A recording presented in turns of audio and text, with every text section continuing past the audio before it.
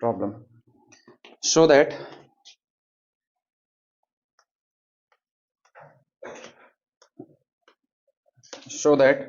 limit n approaches to infinity 1 upon under root n square plus 1 plus 1 upon under root n square plus 2 plus up to so on plus 1 upon under root n square plus n is equal to 1.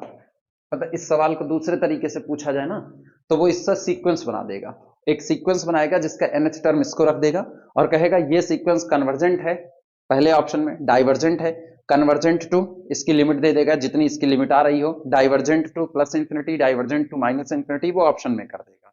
ठीक, यही इतना काम करना है. सबसे पहला काम plus plus plus plus plus सारे जुड़े हुए दिख रहे हैं लेकिन 1 अपॉन एन नहीं नजर आ रहा है. अगर 1 अपॉन एन नजर आता तो हमको पता चल जाता कि कॉची की फर्स्ट लिमिट थ्योरम लग रही है, लेकिन 1 अपॉन एन ना दिखने की वजह से कॉची की फर्स्ट लिमिट थ्योरम लगेगी, इस पे क्वेश्चन मार्क लग गया है. तो चलो 1 अपॉन एन बना लेते हैं. लिखना rewrite the above expressions. Solution rewrite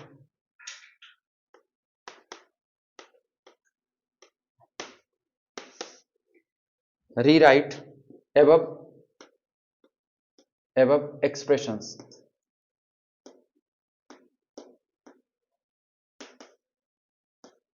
Rewrite above expressions on left hand side.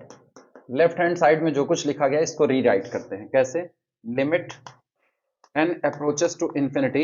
एक काम करो, n से गुणा n से भाग लगा दो तो 1 अपॉन n, और ब्रैकेट के अंदर में जब n से मल्टीप्लाई करोगे तो ये कितना हो जाएगा, n upon under root n square plus 1 पहला, plus n upon under root n square plus 2 plus up to so on plus n upon under root n square plus n.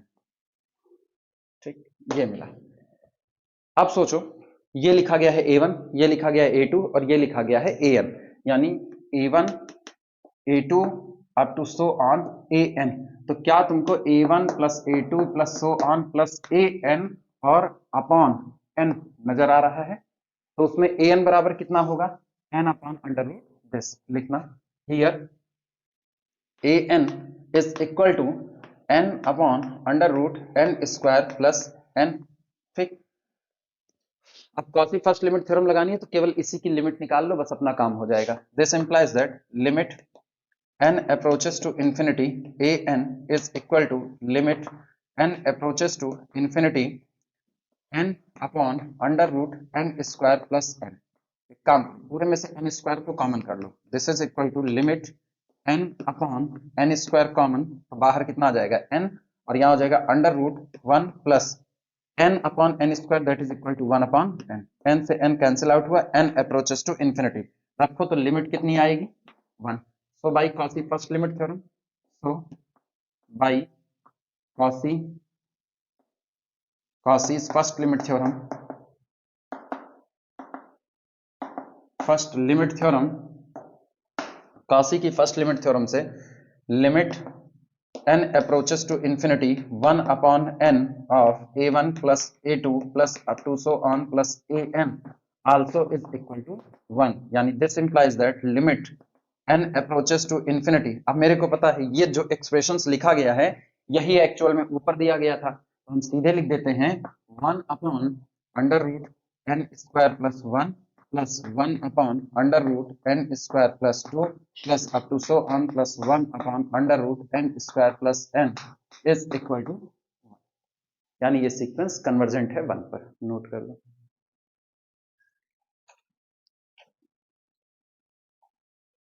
Trick खाली एक जगह पर है कि इसको फर्स्ट लिमिट थ्योरम के application part पर लेकर के चले जाएं जहां हम उसको अप्लाई कर सकें. Problem sequence factorial n to the whole power 1 upon n is convergent or divergent? Question mark. एक सीक्वेंस दे दिया जिसका nth टर्म है factorial n to the whole power 1 upon n. पूछ रहा है ये सीक्वेंस कन्वर्जेंट है या डाइवर्जेंट है. अब सोचो अगर ऑप्शनल में बनाना हो तो ऑप्शनल में भाई बना लेगा, मोनोटोनिकली इंक्रीजिंग है या नहीं है, डिक्रीजिंग है या नहीं है, convergent to this limit, convergent to divergence to this limit, oscillatory, कैसा भी बिहेवियर दे देगा वो। ठीक। सॉल्यूशन, हिंट क्या है? हिंट है ऊपर लगा हुआ 1/n, जो कहता है कि कॉची की सेकंड लिमिट थ्योरम एप्लीकेबल होगी। तो सोचो अगर पूरी की पावर 1/n लगा है तो इसी को हम लोग क्या मान लें, अंदर वाले को an मान लें। तो an is equal to factorial n, ठीक ना, let an is equal to factorial n। तो ऐसे में an प्लस वन अपना कौन हो जाएगा, ये हो जाएगा n प्लस वन का factorial.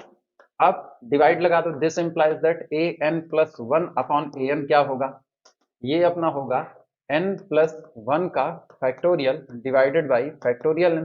This is equal to, इसको ब्रेक करो, n plus one into factorial n divided by factorial n, ये और ये कैंसिल आउट हुआ, रिजल्ट आया n प्लस वन। तय बात है, this implies that limit n approaches to infinity a n plus one upon a n is equal to कितना हो जाएगा, इंफिनिटी। डाइवर्जेंट हुआ। So by Cauchy second limit theorem, so by Cauchy second limit theorem, second limit theorem, Cauchy की second limit theorem से limit n approaches to infinity a n to the whole power 1 upon n is nothing, it is equal to limit n approaches to infinity a n plus 1 upon a n। ठीक, यानी this implies that limit n approaches to infinity, an की value रखो, an कितना है, factorial n to the whole power 1 upon n is equal to कितना, infinity। यानी this implies that sequence factorial n to the whole power 1 upon n is divergent। हो गया। अच्छा, monotonically increasing या डिक्रीजिंग, मोनोटोनिकली इंक्रीजिंग या decreasing, increasing, plus infinity भाग रहा है, और कोई चीज अगर प्लस इंफिनिटी जा रही है तो ऑब्वियस सी बात है इंक्रीज कर रही होगी। ठीक, इंक्रीजिंग है। माइनस इंफिनिटी जाएगा तो डिक्रीजिंग। हाँ बोलो बोलो, किस पे? टर्म सारे पॉजिटिव है, ये भी तो देखो। मेन मुद्दा तो ये है ना कि आपके सीक्वेंस के सारे टर्म पॉजिटिव हैं, तो इसलिए ऑब्वियस सी बात है कि वो इंक्रीजिंग ऑर्डर में ही जा सकता है प्लस वन।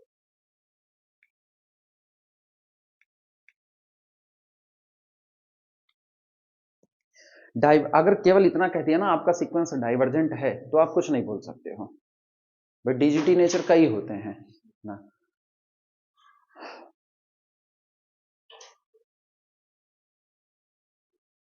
अभी अभी आगे रिजल्ट आएगा, अगर एक सीक्वेंस आपका कन्वर्जेंट है, दूसरा सीक्वेंस आपका डाइवर्जेंट है, दोनों का सम कन्फर्मली डाइवर्जेंट नेचर में जाएगा। One sequence is convergent, another is divergent, there some is confirmly divergent, आगे चल करके आएगा। Divergent DGT, confirmly DGT. एक की हैसियत बढ़ रही है और एक कन्वर्ज कर रहा है, मतलब उसकी हैसियत बंधी हुई है, तो बंधी हुई हैसियत के साथ अगर भारी हैसियत वाले रख दिए जाते हैं ना तो वो निश्चित तौर पर डाइवर्जेंट हो जाता है। बस एक शर्त लगानी पड़ती है।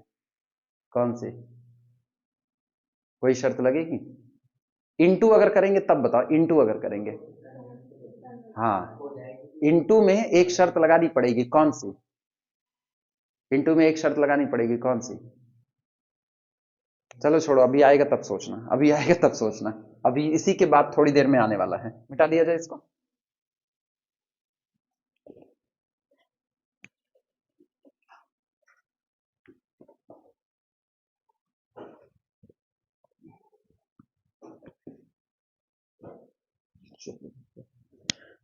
हाँ ये हो गया। इसके बाद अगला लिखना problem. Problem, sequence factorial n upon n is convergent और डाइवर्जेंट, कन्वर्जेंट और डाइवर्जेंट।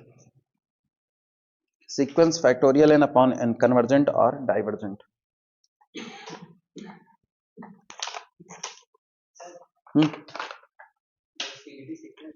हाँ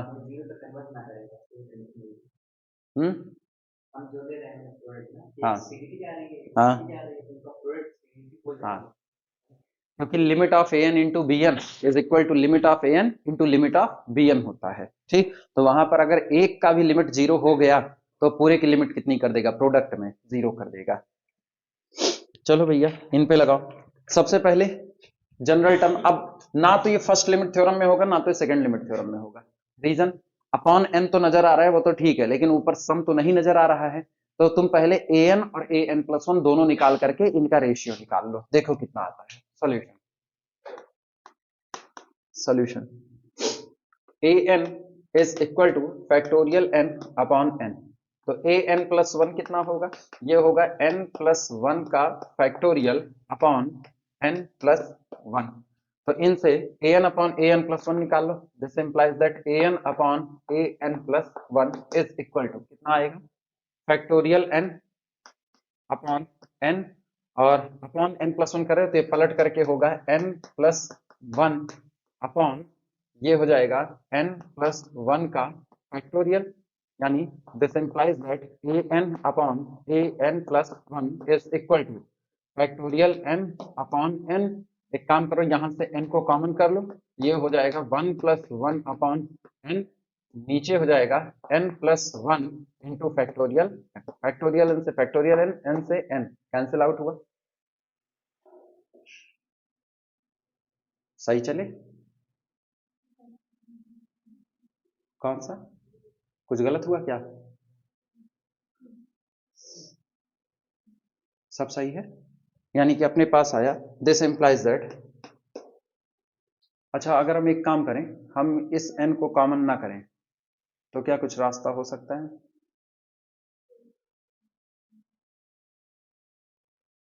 n प्लस वन कट सकता है ना।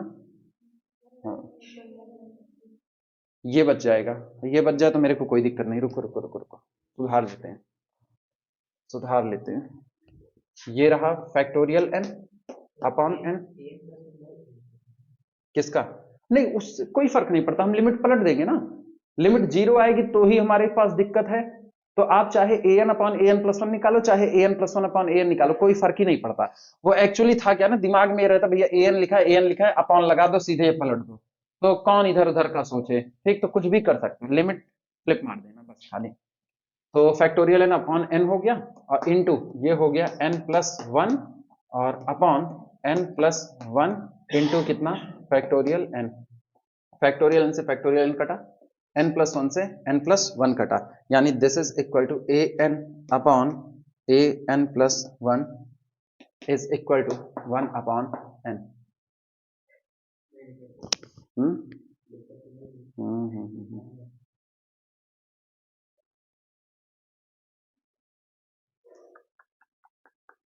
कुछ तो गड़बड़ी हो रही है, कुछ तो गड़बड़ी हो रही है।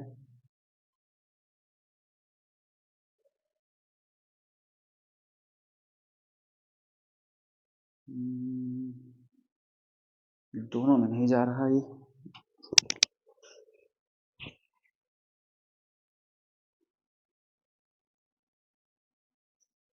सवाल तो नहीं गलत लिखे हैं, मेरे को क्या लग रहा है ना, ये सवाल गलत है, मतलब हम गलत लिखे हैं इसको। ये n to the power n होना चाहिए था। ये सवाल गलत है, इसको n to the power n होना चाहिए था। हमको याद आ रहा है, इसको हम लगवाए हैं कई बार, बताते हैं।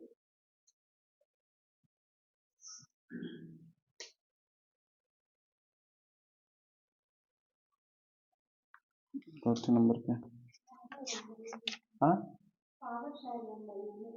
नहीं नहीं, इसमें n to the power n होना चाहिए, मेरे को ये याद आ रहा है, बता रहे हैं, एक मिनट। कुछ तो हम गड़बड़ी किए हैं निश्चित तौर पर। वही है ये ना, वही है factorial n upon n to the power n, कहे ना, याद आया ना। एक तो पेन तो बच्ची तो अच्छा,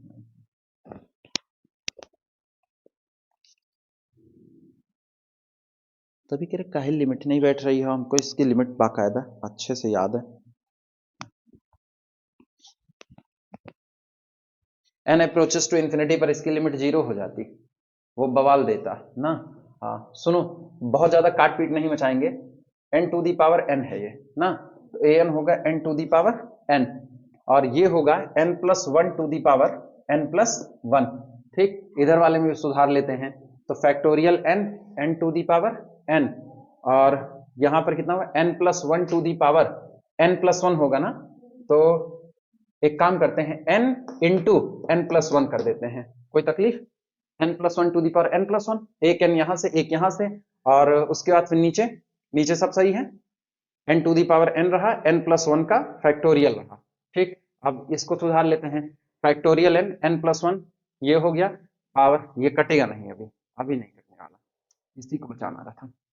ये मेरे पास कितना हुआ, n plus one to the whole power n upon n plus one into factorial n, और यहां पर कितना मेरे पास था n plus one, n plus one, और अब ये बस ठीक बन गया। सुनो, इस n प्लस वन से ये n प्लस वन कटेगा, फैक्टोरियल n से फैक्टोरियल n कटेगा, यानी this implies that a n upon a n plus one is equal to, यहां से n को कॉमन करो, हाँ, या एक काम करो, ये फिर गलत लिखे हैं क्या, n to the power n होना चाहिए। अब एक काम करो, इस n to the power n को अंदर भेज दो, तो इसको अंदर भेजेंगे तो ये जाएगा n upon n that is equal to one plus one upon n to the whole power n, और मेरे को पता है this implies that limit n approaches to infinity a n upon a n plus one is equal to कितना, identity, तो this implies that limit n approaches to infinity a n plus 1 upon a n is equal to 1 upon identity। अरे बार बार हम identity बोल रहे हैं, अच्छा मेरे दिमाग में ग्रुप थ्योरी वाला ई दौड़ रहा है, ई रखो ई, हाँ अच्छा, ई की वैल्यू सोचो, ई की वैल्यू कितनी है, टू पॉइंट समथिंग, तो one upon two point something, एक से बड़ा या एक से छोटा, एक से छोटा, यानी this is equal to L माने and L not is less than one. कुछ याद आ रहा है, एक थ्योरम लिखे हैं, और एक बात बताओ, सारे टर्म पॉजिटिव हैं कि नहीं है, and a n is greater than zero for all n, या वहां पर पॉजिटिव शर्त होती थी या नॉन जीरो होती थी, every term of the sequence is non zero, शर्त क्या होती थी, पॉजिटिव या every term of the sequence is non zero, देख लो ना, नॉन नेगेटिव, वो नॉन जीरो होनी चाहिए थी, शायद शायद नॉन जीरो होती थी, हम खुद ही भूल गए हैं। A n does not equal to zero, यही है ना, a n does not equal to zero for any n, तो a n does not equal to zero for, limit का मॉड वो पॉजिटिव थी, लिमिट हमारे पास अब कितनी आ रही है, लिमिट जो भी आ रही है वो पॉजिटिव आ रही है, इसका मॉड एक से कम आ रहा है, तो बताओ मेन सीक्वेंस कहां कन्वर्ट करेगा, जीरो पर, बस अभी उसी बात को लिख लेंगे, इतना नोट करो।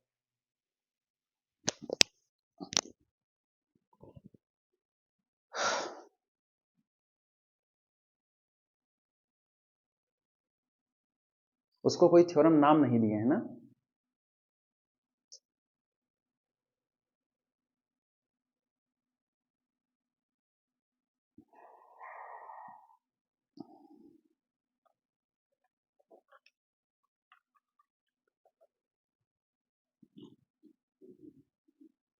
थ्योरम ही लिख देंगे अभी, छोटी सी, काहे के लिए, बिना मतलब वाले में ना वो बाद में कंफ्यूजन क्रिएट कर देगा, कहाँ है कहाँ नहीं, इसी पे लिख दे रहे हैं हम यहीं पर। ठीक, so using theorem, so using theorem, so using theorem, sequence an is such that an does not equal to 0 for all n, and an plus 1 upon an converges to L where, जहां पर mod of the limit is less than 1, then sequence an converges to 0, we get, इस theorem का इस्तेमाल करने पर अपने को क्या मिलेगा, we get सीक्वेंस कौन सा था, factorial n upon n to the power n confirmly converges to zero, ये सीक्वेंस कन्वर्जेंट है, नोट कर लो।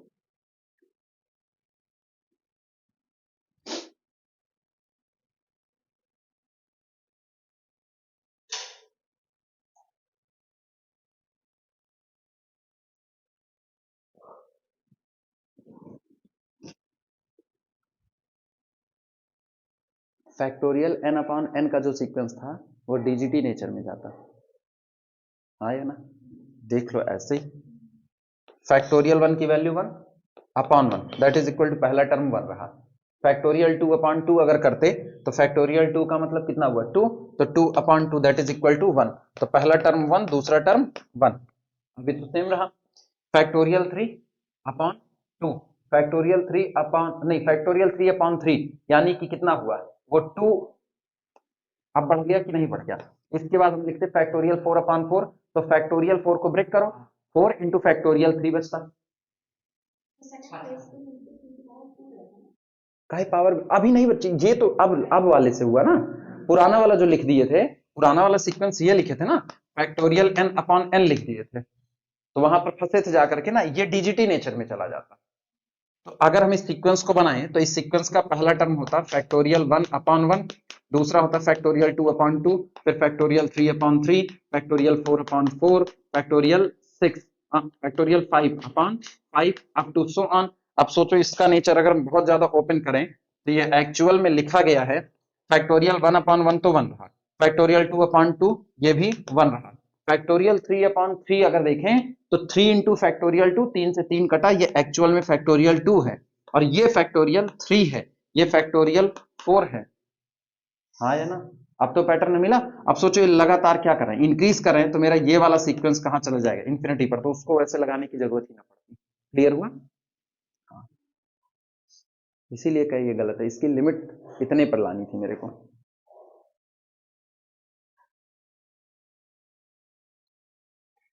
तो पुराना वाला नहीं करवा रहे हैं, पुराना वाला याद रखना ऐसे, वो बड़ा आसान है, ऐसे ही लग जाएगा, कौन जरूरत है फालतू जाने की, मिटाए जाए।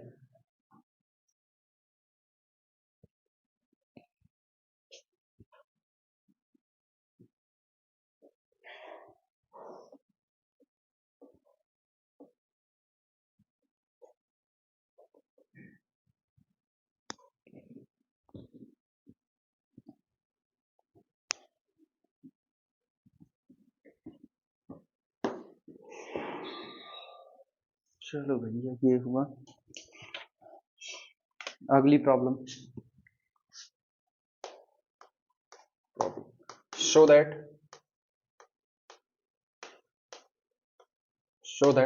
sequence, अब सीक्वेंस कैसे दिया जा रहा है वो देखना। पहला टर्म है 2 बाई 1, ठीक, to the power 1 into sequence 3 by into 3 by 2 की पावर 2 इंटू फिर 4 by 3 to the power 3 into up to so on चलते चलते n plus 1 upon n to the whole power n, ठीक, और पूरे की पावर 1 बाई n। ये sequence आपको दिखाना है कि ये कन्वर्ट करता है e पर, पावर n बाई l लगा है, सेकेंड लिमिट थ्योरम अप्लाई कर दो, लिखना सॉल्यूशन। क्या an बता सकते हो, nth टर्म, यही अंदर वाला, नहीं सुनो बच्ची, an खाली मांगे हैं, जनरल टर्म, एक्चुअली में सीक्वेंस का स्ट्रक्चर है an की पावर 1 अपॉन n, ठीक, तो जब an की पावर 1 अपॉन n है तो ये पूरा अंदर वाला जो लिखा गया है ये पूरा क्या होगा, an होगा, जनरल टर्म तो यही बनेगा, भूल गए तुम लोग? हाँ, an upon second limit theorem में an अपॉन an प्लस 1 या an plus 1 upon an check करते थे, फिर भूल गए तुम लोग, याद दिला रहे हैं। अगर एक सीक्वेंस an है तो फर्स्ट लिमिट थ्योरम क्या कहती है कि a1 plus a2 plus so on plus an upon n, वो सीक्वेंस जिसका जनरल टर्म ये होगा, ये वहीं पर कन्वर्ट करेगा जहां पर ये कन्वर्ट करेगा। अगर ये कन्वर्ट करता है किस पर, l पर, तो ये भी कन्वर्ट करेगा किस पर, l पर। सेकेंड लिमिट थ्योरम क्या कहती है, सेकेंड लिमिट थ्योरम का स्टेटमेंट याद करो, a1 into a2 into a3 up to so on into an to the whole power 1 upon n, इतने का product to the whole power n, ये आपका सीक्वेंस है। ये सीक्वेंस कहां पर कन्वर्ट करेगा, this converges to limit l, जहां पर l कौन है, l वो लिमिट है जहां पर limit an plus 1 upon an convert करता है, याद आया? तो a1 into a2 into a3 into an to the whole power 1/n में ये पूरा टर्म आपका कौन सा होगा? पूरा टर्म, ये जनरल टर्म होगा, यही तो आपका nth टर्म है। तो जनरल टर्म ये हुआ। तो अब सोचो, अगर हम केवल इतने हिस्से दिए जाए तो an की वैल्यू यहां लास्ट वाले से ले लेंगे, an की वैल्यू लास्ट वाले से ले लेंगे। मेरे को this into this into this into this into this में रहा है, तो क्या हम an को ये लेके काम करें या हम पूरे को ले लें? अपने दिमाग से सोच करके बताओ। लास्ट वाले को? सोच में पड़ गए तुम लोग। फिर पूरा ले या लास्ट वाला ले?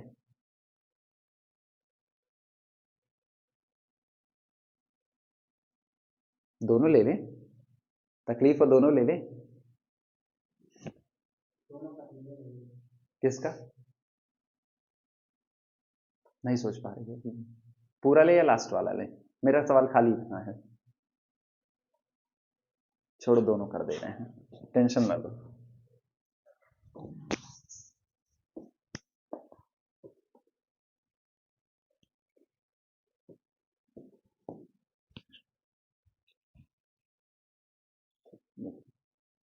अगर तुम्हारे अकॉर्डिंग केवल इनको ले रहे हैं तो a n is equal to कितना हुआ? n plus one upon n to the whole power n, यही बनेगा। ठीक, तो ऐसे केस में ए एन प्लस वन क्या होगा? ए एन प्लस वन होगा n plus two upon n plus one to the whole power n plus one. हाँ या ना? फिर कंफ्यूज होगा तुम। This implies that a n plus one upon a n is, ये तो पता चला ना, मैंने कुछ किया नहीं, एन की जगह पर केवल एन प्लस वन भर दिया है। ठीक, a n plus one upon a n कितना होगा? ये होगा n plus two upon n plus one to the whole power n plus one, और डिवाइडेड बाई दिस था तो into n to the power n upon n plus one to the whole power n. हाँ या ना? ये कितना हो जाएगा? This implies that a n plus one upon a n is equal to, बोलो, n plus one upon n plus one to the whole power n plus one. लिख सकते हैं कि नहीं लिख सकते? सही है। और इनटू इसको क्या लिखें? इसको हम लोग लिख सकते हैं into n to the power whole to the power, ऐसा कर देते हैं, फ्लिप मार दो, n plus one upon n to the whole power minus n, कुछ करो। सही है, यानी दिस इज इक्वल टू, इसको ब्रेक करो तो one plus one upon n plus one to the whole power n plus one. हाँ या ना? और इनटू ये आपका कितना हुआ? इसका बोलो, one plus one upon n to the whole power minus n. इसको फ्लिप करके नीचे भेज दे तो ये हो गया, this is equal to one plus one upon n plus one to the whole power n plus one into one upon कितना? One plus one upon n to the whole power n. अब बताओ limit कितनी आएगी अगर हम लगाएं तो? सोच करके जवाब दो।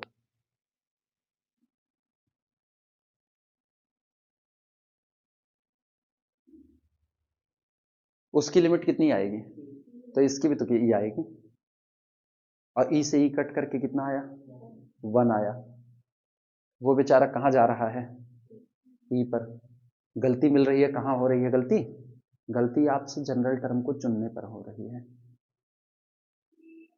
अभी ये बात समझ में आई? गलती जनरल टर्म को चुनने पर हो रही है।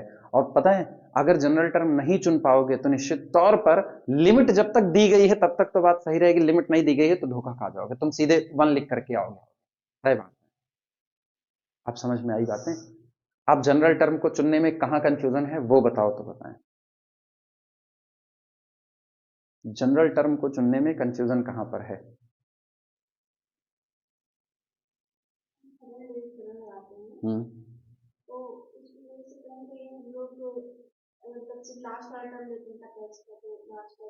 वो सीक्वेंस वैसे बने होते हैं, इस सीक्वेंस को बनाने का तरीका ही। हाँ बोलो।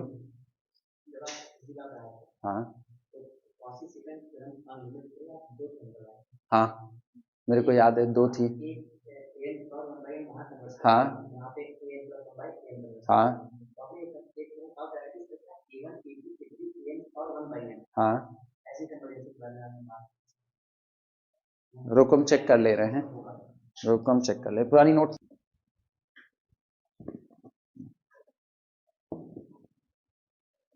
अब एक काम करो ना, यहीं पर नीचे दे दो ना, we have two form of second limit theorem and we can apply any one of this. ये बात ना नोट में लिख लो, ज्यादा सही रहेगा, कंफ्यूजन ही दूर हो जाएगी ना। नोट में लिख लो इस बात को। No, V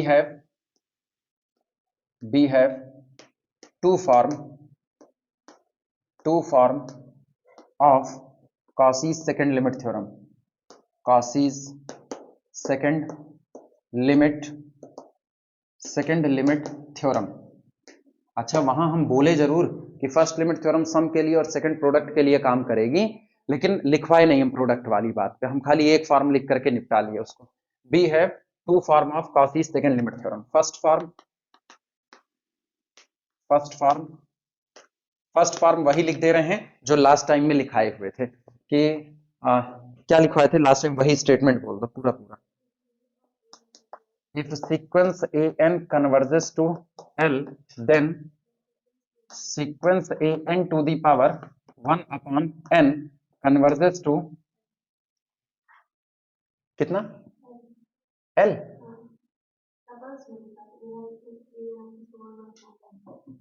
A n plus 1 upon a n, limit of this is equal to limit of a n plus 1 upon a n, वो नहीं लिखवाए थे?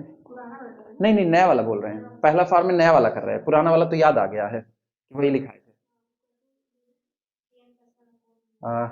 Then limit n approaches to infinity a n to the power 1 upon n is equal to limit n approaches to infinity a n plus 1 upon a n। और कुछ क्या लिखवाए थे, हम खुद ही भूल गए यार ना। हाँ,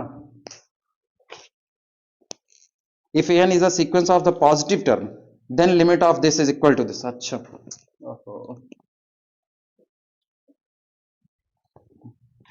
if sequence an is a sequence of positive term terms then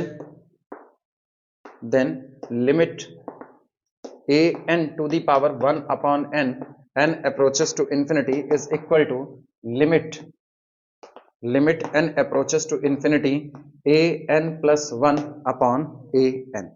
ठीक, वेदर फाइनाइट और इनफाइनाइट। ठीक, हाँ अब सुनो, यहां का आ गया वेदर फाइनाइट और इनफाइनाइट। अब जरा फर्स्ट लिमिट थ्योरम पर चले जाओ, वो फर्स्ट कह रहे हैं, सेकंड लिमिट थ्योरम जो पुराना स्टेटमेंट बीएससी में लिखा है थे उसमें चले जाओ, उसमें गौर करो, उसमें क्या लिखे हैं,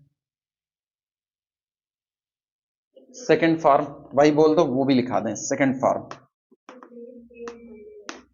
if sequence a n converges to l, हाँ वही है, limit of a n is equal to then sequence a1 into a2 into a3 into so on into an to the whole power 1 upon n converges to n। ये था second form. ठीक, provided बशर्ते provided limit L exist and every terms of sequence must be positive। दोनों form वहीं पर लिख लो, confusion खत्म हो पहले, क्योंकि दोनों फॉर्म जस्ट अपोजिट नेचर पे चल रहे हैं। एक उसी सीक्वेंस के जनरल टर्म की पावर 1/n कर दे रहा है और दूसरा वाला सबके जितने टर्म आ रहे हैं उनके प्रोडक्ट की पावर 1/n कर रहा है।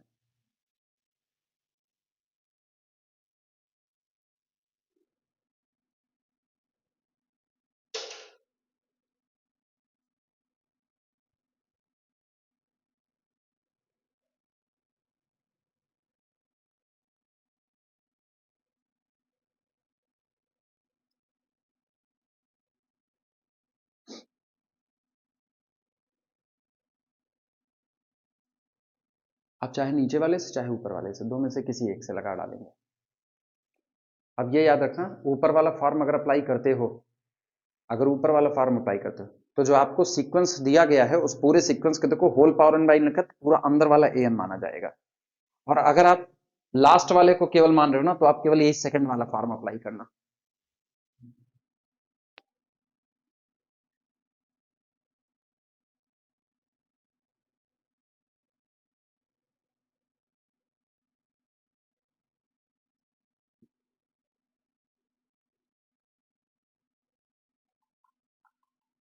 चल आप लगाएं। आप किससे लगाएं? जिससे कहो उससे लगा दे। पहले फॉर्म से, सेकंड फॉर्म से? सेकंड वाले से। वो एक बार लगाया हुआ है, उसका एक बार लगाए हो सेकंड वाले से ना। अगर हम सेकंड वाले पर जाएं तो गौर करो, ऐसे ही बता दे रहे हैं सेकंड वाले से। A n converges to l, तो a one into a two into a three into a n की whole power one by n converges to l. Comparison करा लो सीधे सीधे। ए वन की जगह पर कौन है? टू बाई वन की पावर वन। ए टू की जगह कौन है? थ्री बाई टू की पावर टू। ए एन की जगह कौन है? N plus one to the whole power n. तो हम ए एन ही उठा लेते हैं। बाई सेकंड फॉर्म देख लेना, बाई सेकंड फॉर्म लिखना मत इसको। हम फर्स्ट फॉर्म वाला लिखाएंगे, वो ज्यादा सही है, क्योंकि इसका तो तुम लोग ऑलरेडी लिख चुके हो। अगर हम देखें तो a n is equal to हमारे पास निकल करके आया n plus one upon n to the whole power कितना? एन। यही तो ए एन होगा। ठीक, और उसके बाद यहां से मिलता है this implies that limit of a n is equal to, ये कितना हो जाएगा? Limit of one plus one upon n to the whole power n that is equal to e. तो आप सोचो a one into a two, ये a one into a two into a three so one into a n to the whole power one upon n also converges to. Second form से तो तुरंत हो गया। अब फर्स्ट वाले form से देख लो, सेकंड फॉर्म में मिटा दो।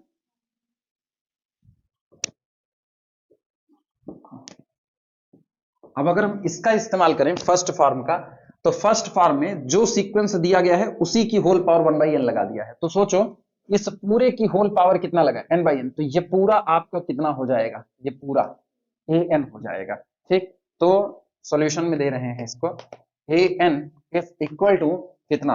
To upon one to the whole power one, फिर कितना? Three upon to the whole power two, four upon three to the whole power three, up to so on an plus one upon n to the whole power N. ये रहा। यही नीचे हम ए n plus one तैयार कर रहे हैं, तो सोचो ए एन प्लस वन क्या तैयार होगा? ये तैयार होगा टू अपॉन वन, फिर थ्री अपॉन टू की whole power two, four upon three to the whole power three, चलते चलते n plus one upon n to the whole power n, और एक टर्म और होगा, एन की जगह एन प्लस वन रखो, तो n plus two upon n plus one to the whole power n plus one. अच्छा, अगर हम यहीं ऐसे बटे कर दें, तो this implies that a n upon a n plus one is equal to, ये कटा, ये कटा, ये कटा, ये कटा, केवल इतना बचेगा वन अपॉन समथिंग। स्लिप मार, या पहले यही लिख दें, तो ये हुआ वन अपॉन, इसको लिखते हैं n plus one upon n plus one to the whole power n plus one. सही है गलत?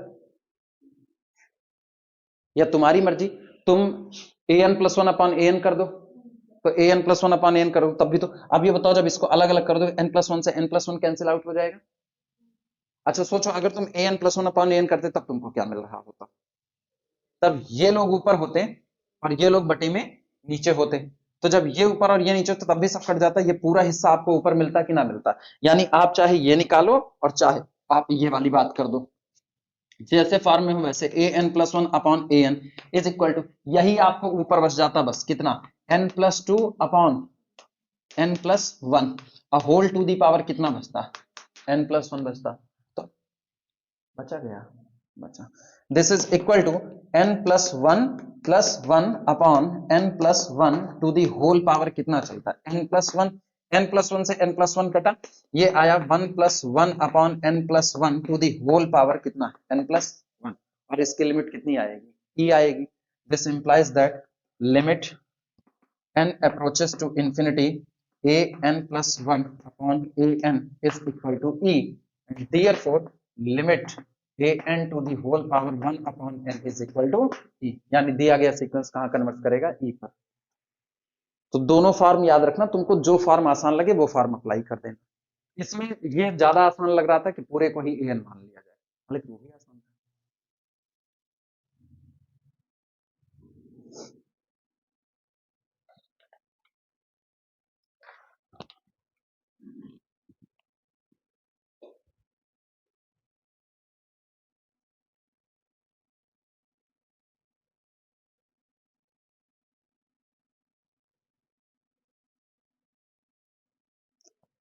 सीरीज में हम इसको पता नहीं क्यों याद है, मैं इसको सीरीज में कई बार लिखा है, तुम लोगों को इस्तेमाल किए हुए हैं, तुम लोगों को नहीं पढ़ाए ना, हम सीरीज इनको पढ़ाए जो ये 5वें सेमेस्टर में आए होंगे, बहुत सीरीज इनको पढ़ाए हैं, सबसे ज्यादा इन्हीं को सीरीज पढ़ाए और किसी को सीरीज पढ़ाए उड़ाए नहीं इतना ज्यादा।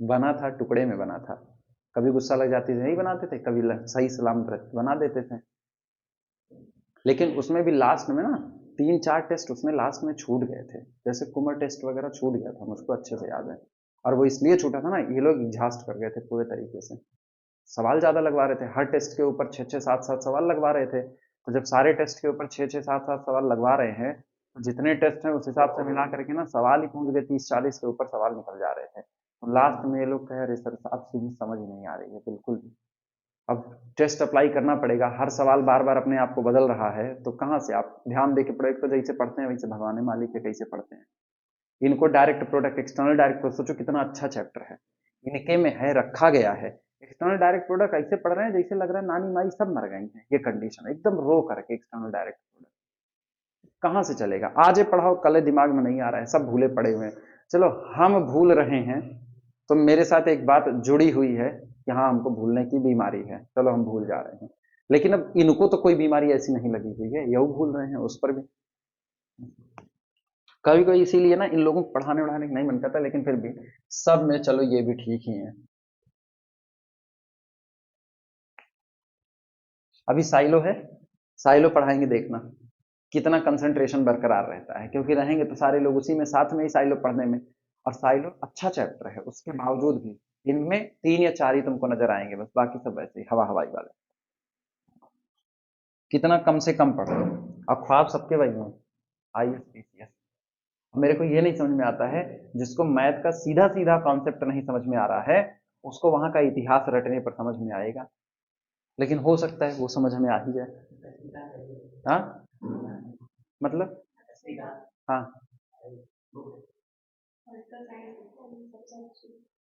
वो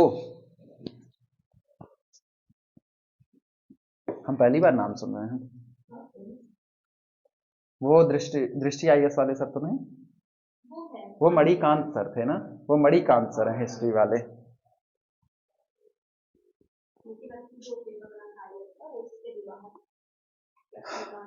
ऐसा क्या क्या इतिहास पूछ रहे हैं। अगला लिखना, problem problem sequence factorial n to the whole power 1/n ठीक, कन्वर्जेंट और डाइवर्जेंट, ये सीक्वेंस दिया गया, कन्वर्जेंट और डाइवर्जेंट, फिर हम वही काम करते हैं, ये ऐसे पूरा मानो an और an की पावर 1/n, लेकिन एक दिक्कत आएगी, नीचे केवल कितना है n है, तो इसको भी पहले बना लो ना, n टू दी पावर कितना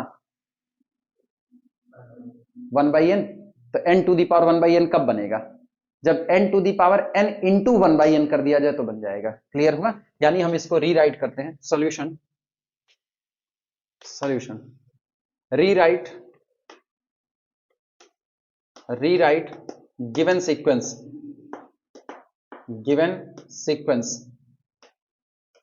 दिए गए सीक्वेंस को फिर से रीराइट करते हैं, तो ये अपने पास आया sequence factorial n to the whole power 1/n is equal to sequence factorial n upon n to the power n whole to the power 1/n। बोलो अभी सही हो गया कि नहीं, अब जब इसको नीचे लाओगे तो n से n कैंसिल आउट हो जाएगा, केवल n बचेगा और फैक्टोरियल n की 1/n बचेगा।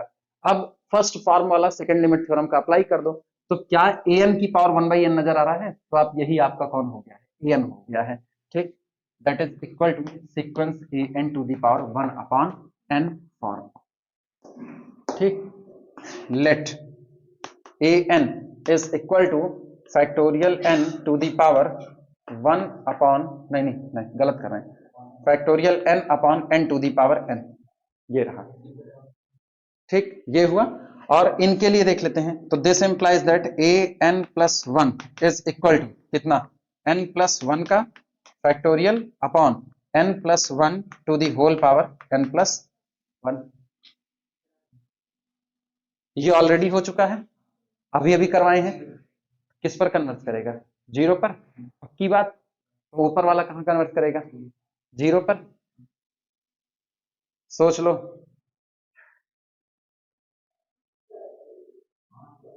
सही में लिख दे सीधे सीधे, ना करें फिर? चलो मिटा रहे हैं फिर। हाँ, मिटाएं।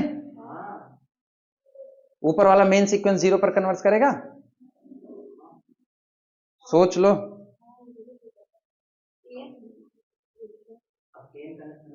an है factorial n upon n to the power n। तो ऊपर वाला सीक्वेंस ये एक तुम कह रहे हो 0 पर कन्वर्ट करो, ऊपर वाला 0 पर कन्वर्ट कराएं। हम कुछ नहीं करें, हम लिख देंगे, हम नहीं जान रहे कुछ। फंस गए ना? चलो नहीं, this implies that an plus 1 upon an। एक बार फिर से रिजल्ट गलत लगाए हो तुम, सीधे an को देख करके बोल दियो, जबकि लिमिट लगेगी an प्लस 1 अपॉन an की। समझे कि ना समझे? तुम इस सीक्वेंस को देख करके बता रहे हो पूरा कहां कन्वर्ट करेगा, जबकि ये नहीं देखना था तुमको, an प्लस 1 अपॉन an के लिए देखना था। समझ में आई बातें? तुमसे केवल इतने को देख करके बोलो, इस सीक्वेंस को मैंने लगाया है अभी अभी, और ये 0 पर कन्वर्ट किया था, लेकिन मेरा सीक्वेंस ये थोड़ी है, मेरा सीक्वेंस है whole to the power 1 upon n। Clear हुआ? तो हमको test an plus 1 upon an का लगाना पड़ेगा। आप जरा डिवाइड करो, देखो कितना आएगा, अभी पता चल जाएगा। n प्लस 1, ठीक, हम इसको ब्रेक कर दें यहीं पर, n प्लस 1 फैक्टोरियल तोड़ दें, n plus 1 into factorial n divided by, इसको लिख देते हैं n plus 1 to the whole power n into n plus 1 into, अब an वाले को देखना, जब बटे an करोगे तो ये हो जाएगा n to the power n upon factorial n। Factorial n से फैक्टोरियल n कैंसिल आउट हुआ, यानी this implies that an plus 1 upon an is equal to, चल भैया n प्लस 1 से n प्लस 1 कटा, इस n to the power n को नीचे लेकर के आओ, तो बना 1 upon n plus 1 upon n to the whole power n, this is equal to 1 upon 1 plus 1 upon n to the whole power n। और यहां से मिलता है this implies that limit a n plus 1 upon a n n approaches to infinity is equal to, इसकी limit 1 upon e, यानी this implies that our sequence by Cauchy, यहां पर लिख देते हैं by second limit theorem, by second limit theorem, second limit theorem से limit factorial n upon n to the power n whole to the power 1 upon n converges to, समझे बालक? गलती कहां की है? सीधे an पर अप्लाई कर दिए, वो गलत था।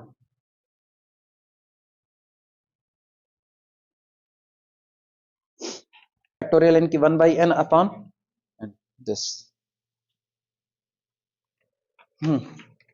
अगला लिखना problem, evaluate limit n approaches to infinity n plus 1 n plus 2 up to so on n plus n upon n to the power n whole to the power 1 upon n। ये रहा an, किसको माना जाए? अंदर वाले को an मान लो और निकालो an और an प्लस 1। सॉल्यूशन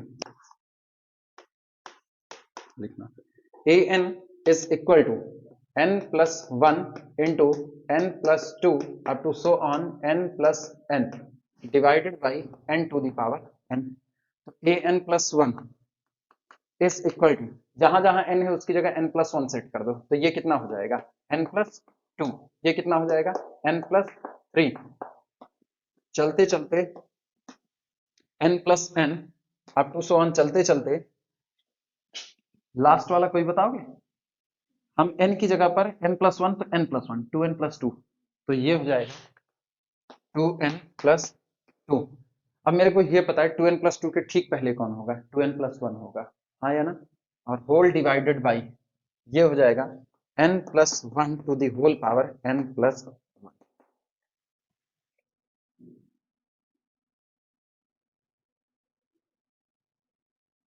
लिख दे हम 2n प्लस 1, जो यहां पर गैपिंग है इसी में लिख दें 2n प्लस 1। आप सोचो सब एक सीक्वेंस में आ गए, 2n+2 उससे एक कम 2n+1 उससे एक कम 2n, क्लियर हुआ।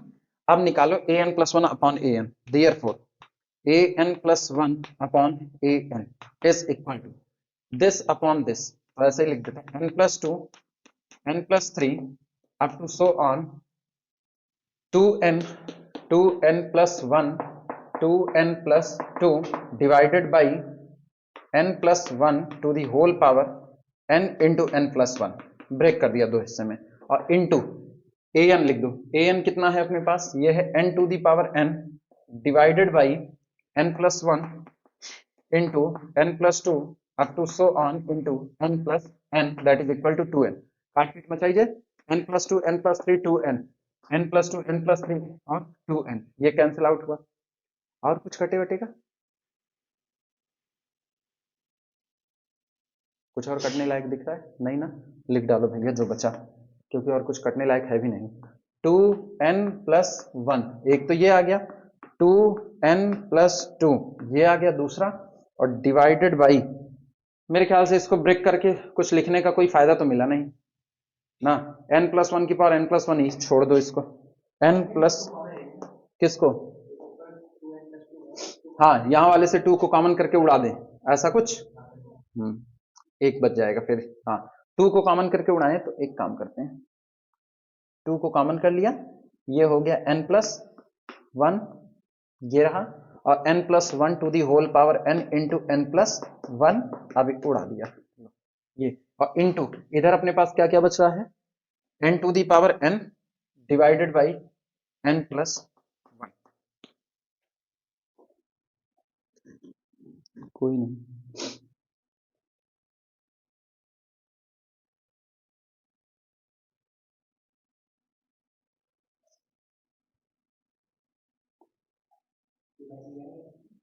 फोर बाई, हाँ ये वाला दो अभी कॉमन कर रहे हैं ना, दिस इज इक्वल टू, यहां से एक दो को कॉमन कर लिया जाए, दो कॉमन करें या 2n कॉमन करें, जो कहो वो, कितना, केवल 2 करें कॉमन, 2n कॉमन करो ना, 2n कॉमन करोगे तो बनेगा 1+1/2n, और जो उसकी लिमिट हो जाएगी उधर की कितनी, 0, यहाँ की खाली अपनी 2n से n काटेंगे हम लोग, तो ये हो गया 2n को कॉमन किया, तो यहां पर कितना आया 1+1/2n इंटू कितना 2 into n to the power n, भी उड़ाया जाएगा सब, अपॉन नीचे वाले में कितना आ रहा है n+1 to the whole power n, एक काम ना करें इस ऊपर वाले को नीचे लेकर के आ जाए ना, नीचे लेकर के आए तो ई बन जाएगा साफ सुथरा। एक काम करते हैं, बहुत जल्दबाजी में कंफ्यूजन ना पैदा हो जाए, उसी के जस्ट नीचे किए हैं, बाद में पूरे को हम लोग ई कर देंगे। अच्छा और क्या बचा है इधर, यहां से n को उड़ा लें, तो n को कॉमन कर लें, तो ये बना 1+1/n, अब पूरे पर लिमिट अप्लाई कर दो, मामला खत्म हो गया इसी पे। This implies that limit n approaches to infinity an+1/an is equal to limit n approaches to infinity, चलो भैया निपटारा करो, दो दूनी 4 4, और इस n से ये n उड़ा दिया, और यहां बचा 1+1/2n डिवाइडेड बाई 1+1/n, और उनको नीचे पटको तो 1/1+1/n to the whole power n, सही, दिस इज इक्वल टू यहां से 4 into 1/1 into e that is 4/e, तो यानी हमारा मेन सीक्वेंस कहां कन्वर्स करेगा 4/e पर। So limit n approaches to infinity n+1 n+2 up to so on n+n divided by n to the power n whole to the power 1/n is equal to 4/e, ये converse किया 4/e पर।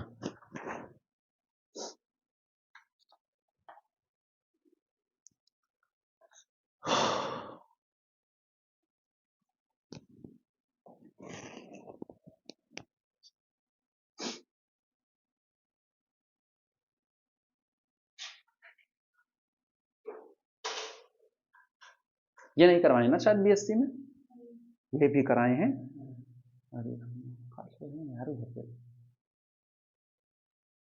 अब तक जितने कराए उसमें से कोई ऐसा जो ना करवाए हैं? बाकी सब करवाए हैं ना? ये ऐसा ना कहो, हमको क्यों याद नहीं रहा कि हम ये सब नहीं करें।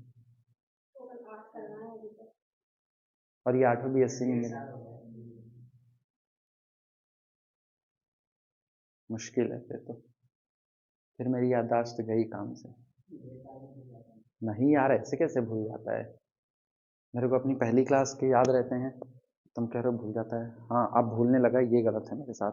To the power 1 upon factorial 1 comma sequence x की पावर, फिर x की पावर 2 अपॉन फैक्टोरियल 2, x की power 3 upon factorial 3 up to so on x की power n upon factorial n up to so on.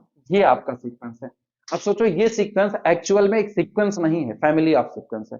आप x की value को बदलते रहो, नया नया सीक्वेंस देता रहेगा कि नहीं, लेकिन जितने सीक्वेंस बन करके आएंगे वो सारे के सारे सीक्वेंस आपको साबित करने हैं कि कहाँ कन्वर्ट करेंगे, जीरो पर कन्वर्ट करेंगे। तुमको याद आ रहा है यूनिफॉर्म कन्वर्जेंसी में हम लोग इसके लिए यूसी की बात किए थे।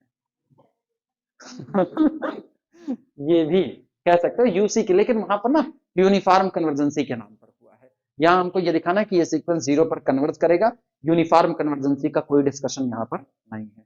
चलो शुरुआत करें। दो केस बनेंगे। पहला केस है कि अगर x आपका जीरो हो जाए, और दूसरा केस है अगर x आपका पॉजिटिव या नेगेटिव, दो में से कुछ भी हो जाए। तुम तीन बनाना चाहो तीन बनाओ, लेकिन दो में ही निपटारा कर देंगे। पहला x बराबर जीरो और दूसरे में आइदर x इज पॉजिटिव और x इज नेगेटिव। लिखना सॉल्यूशन। सॉल्यूशन चलो भैया, जो दिया गया है ना इसी को an मान लो, general term. an is equal to x to the power n upon factorial n। ठीक, case first, case first x is equal to zero, पहला केस। अच्छा ये बताओ, अगर x बराबर जीरो हो गया तो सारे टर्म आपके जीरो हो गए, कांस्टेंट सीक्वेंस। ठीक, then an is equal to zero for all n, and this implies that limit n approaches to infinity an is equal to zero implies that limit n approaches to infinity x to the power n upon factorial n is equal to zero। तो पहला case तो done हो गया। Case second, case second, if x greater than zero और x less than zero, या तो positive हो जाए और या तो नेगेटिव हो जाए। तो पॉजिटिव या नेगेटिव दोनों में से कुछ भी हो जाए तो चलो वही an प्लस 1 निकाल लेते हैं।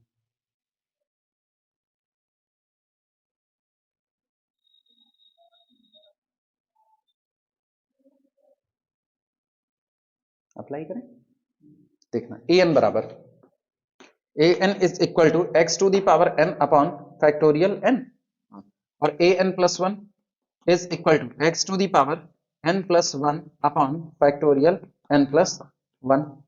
डिवाइड लगाओ भैया, this implies that an plus 1 upon an is equal to x to the power n into x, जानबूझ करके x की पावर n प्लस 1 को तोड़ दिए। ठीक, divided by n plus 1 into factorial n into an वाले को पलट दो, तो ये हो गया factorial n divided by x to the power n। x की पावर n से x की पावर n कट गया और फैक्टोरियल n से फैक्टोरियल n कट गया, यानी this implies that an plus 1 upon an is equal to x upon n plus 1। और मेरे को ये पता चलता है this implies that limit n approaches to infinity x upon n plus 1। ये बताओ, ऊपर आप कोई भी रियल नंबर बैठा दो वो फिक्स होगा, एक बार में एक ही x तो चुन सकते हो, और नीचे आप n प्लस 1 करो, नीचे वाला भाग रहा है किधर, इंफिनिटी की तरफ, तो ये कहां पर कन्वर्ट किया, this is equal to zero.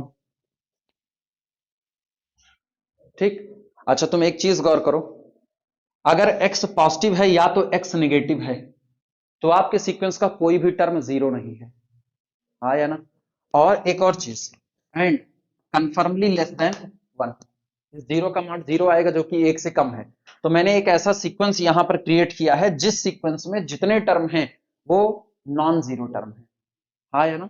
और an प्लस 1 अपॉन an की जो लिमिट आ रही है वो ऐसी आ रही है कि वो एक से कम आ रही है, मतलब उसका मॉड एक से कम है, तो हमारा मेन सीक्वेंस कहां कन्वर्ट करेगा, जीरो पर, by theorem by previous theorem लिख देना। So by previous theorem, so by previous theorem नहीं लिख दें, आ तो रहा ही होगा नीचे वाला।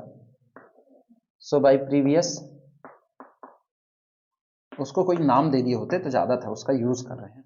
सो by previous theorem sequence x to the power n upon factorial n converges to 0।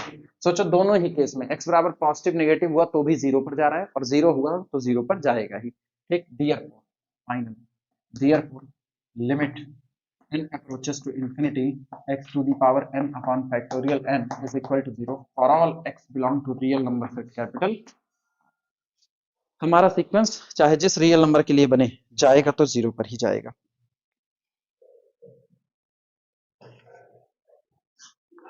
Note, note में पहला, if sequence an is convergent, अगर आपका पहला सीक्वेंस कन्वर्जेंट हो, वाइल, जबकि while sequence bn is divergent, DGT, ठीक, then sequence an plus bn, ठीक, is DGT। तो अब ये सीक्वेंस आपका कैसा होगा, डाइवर्जेंट होगा। पहला सीक्वेंस कन्वर्जेंट, दूसरा सीक्वेंस डाइवर्जेंट, तो दोनों के सम से बना हुआ सीक्वेंस कंफर्मली कैसा होगा, डाइवर्जेंट होगा। कुछ करना नहीं होता है, ये limit an is equal to l, n approaches to infinity, ठीक, और ये l कैसा हुआ, फाइनाइट हुआ, और दूसरा वाला DGT है, दूसरा वाला कैसा है, DGT है, and sequence bn is DGT। so for sequence an plus bn, इसके लिए आप इसकी लिमिट निकाल लो बस खाली। for sequence this limit of an plus bn is n approaches to infinity is equal to limit n approaches to infinity an plus limit n approaches to infinity bn। लेकिन ये बताओ इसकी लिमिट कितनी, l, और divergent sequence है तो या तो लिमिट ऑक्सिलेट की होगी, और या तो लिमिट प्लस इंफिनिटी या तो माइनस, किसी भी केस में होगा। इस एल के फाइनाइट के जुड़ने से उस पर कोई नेचर पे फर्क नहीं पड़ेगा। प्लस क्या लिखे हैं, आइदर प्लस इंफिनिटी और माइनस इंफिनिटी और ऑक्सिलेटरी,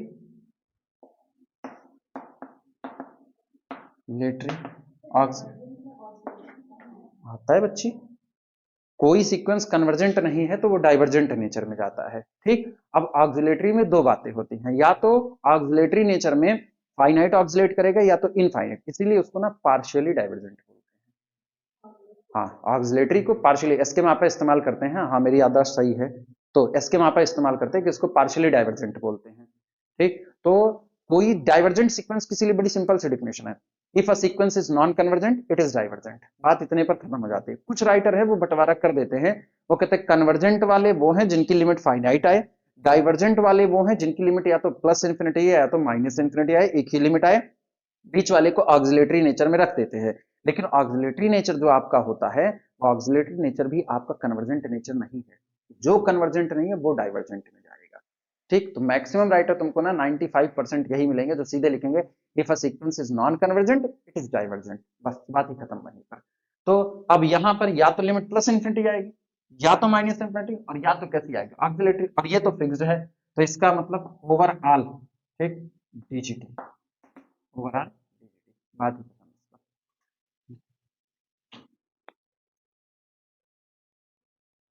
एक मिनट रुको, स्टेप नंबर 2 लिखो, तीसरे पे हम वही लिखा देंगे।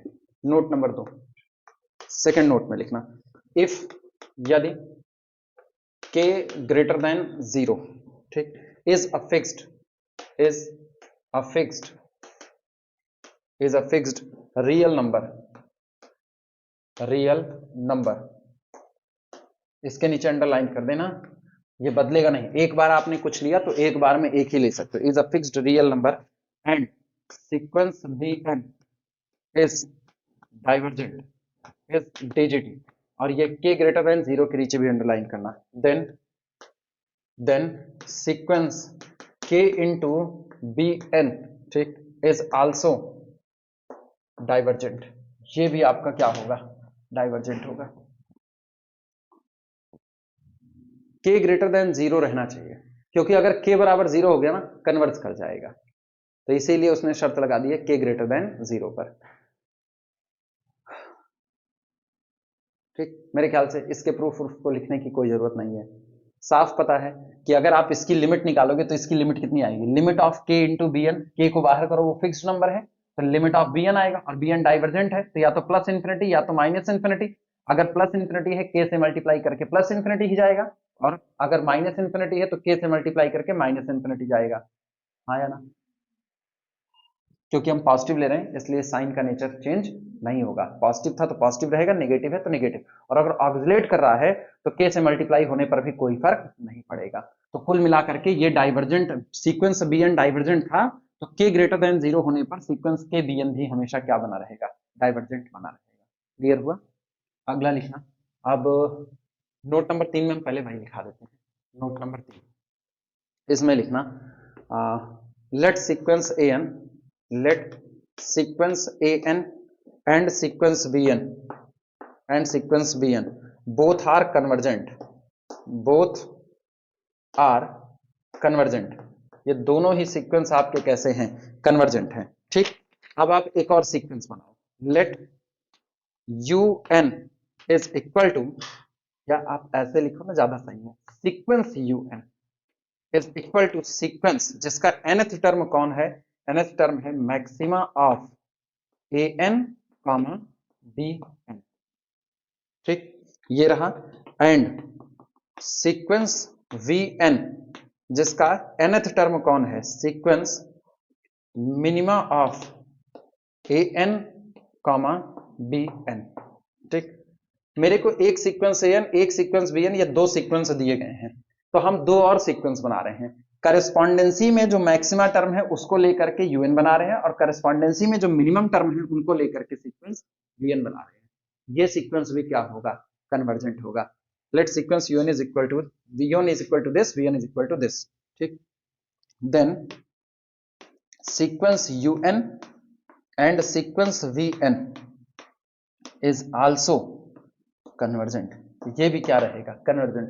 जैसे एग्जांपल यहीं पर देखना, या लिमिट और लिख दे तो एग्जांपल लिखें, लिमिट और लिख देते हैं। ठीक, and limit of un n approaches to infinity is nothing, it is the maxima of limit an comma limit bn, और n approaches to infinity, n approaches to infinity, ये रहा। इसी तरह से limit vn n approaches to infinity is equal to, पता है जो maximum से बना है उसमें मैक्सिमम लिमिट अडॉप्ट होगी, जो मिनिमा से बना है उसमें मिनिमम लिमिट अडॉप्ट कर लो। Minima of limit an n approaches to infinity comma limit bn n approaches to infinity, ये रहा।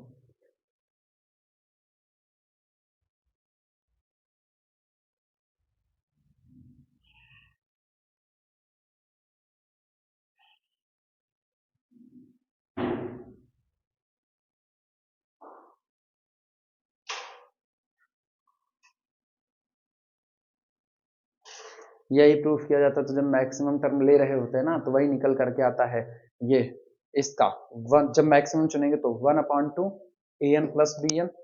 ठीक, और फिर plus 1/2 mod an minus bn। ठीक, दूसरे वाले में मिनिमम ले रहे हो तो ये आएगा 1/2 an प्लस bn, और फिर plus 1/2 mod, sorry minus 1/2 mod an minus bn, ये आएगा एक तरफ प्लस में एक तरफ माइनस में। और होगा क्या, सोचो अगर an कन्वर्जेंट bn कन्वर्जेंट तो an प्लस bn भी क्या होगा, कन्वर्जेंट। तो an प्लस bn बाई 2 वाला सीक्वेंस भी क्या होगा, कन्वर्जेंट। और उधर an कन्वर्जेंट bn कन्वर्जेंट तो an माइनस bn भी क्या, कन्वर्जेंट। तो मॉड an माइनस bn भी कैसा है, कन्वर्जेंट। अपॉन 2 वाला भी क्या, कन्वर्जेंट। और दोनों के सम से बना हुआ सीक्वेंस भी क्या, कन्वर्जेंट। तो ये भी आपका क्या होगा, कन्वर्जेंट होगा। और यही हाल इनके साथ होता है, दूसरे के साथ। और ये बन कैसे रहे हैं, अब इसको एग्जांपल समझ लो। फॉर एग्जांपल सस्ते में कोई भी दो सीक्वेंस ले लो, sequence an is equal to, convergent sequence बोलो कोई एक, कुछ भी ले लो यार, 1 1/2, 1/3, 1/4 up to so on.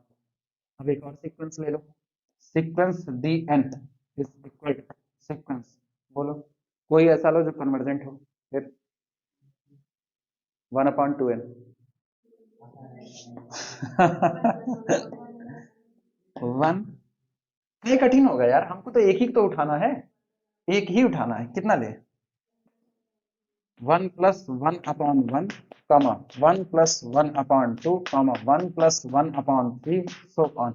Actually तुम लोग ना जो सीक्वेंस चुने उसमें मेरे को कोई टेंशन ही नहीं आई, दोनों में से कोई एक ही सीक्वेंस अभी आपको वापस मिल जाएगा ना। तो sequence un is equal to sequence, इन दोनों में से पहले टर्म का कंपैरिजन कराओ, इनका और इनका, और कौन सा बड़ा है ये वाला, तो वापस आ जाएगा 1 + 1/1 कॉमा इनका कंपैरिजन कराओ, कौन बड़ा है 1 + 1/2। निश्चित तौर पर नीचे वाला सीक्वेंस अपने बड़े टर्म को रखा है, तो अप टू सो ऑन ये सीक्वेंस बना। अब मेरे को पता है ये कन्वर्ट करता है किस पर, 0 पर, ये कन्वर्ट करता है किस पर, 1 पर, और दोनों की लिमिट में मैक्सिमम लिमिट किसकी, इसकी, तो ये कन्वर्ट किस पर कर रहा है, 1 पर कन्वर्ट कर रहा है।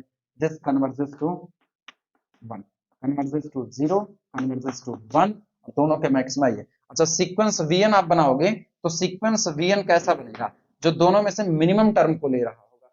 अब मिनिमम टर्म ऑब्वियस सी बात है ऊपर वाला आएगा, हाँ या ना, तो ये आ जाएगा 1, 1/2, 1/3 up to so on, converges to, दोनों की मिनिमम लिमिट कितनी, 0।